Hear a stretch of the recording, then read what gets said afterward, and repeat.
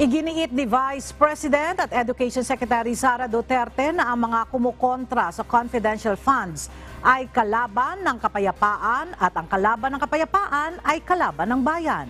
Ito ang naging pahayag ng Vice Presidente sa kanyang talumpati kahapon bilang panauhing pandangal sa 122nd Police Service Anniversary sa Butuan, Agusan del Norte. Sinabi rin ito na mahalaga ang papel na ginagampanan ng confidential funds upang maibigay ang kinakailangang resources ng pamahalaan sa pagpapanatili ng seguridad at paglaban sa terorismo.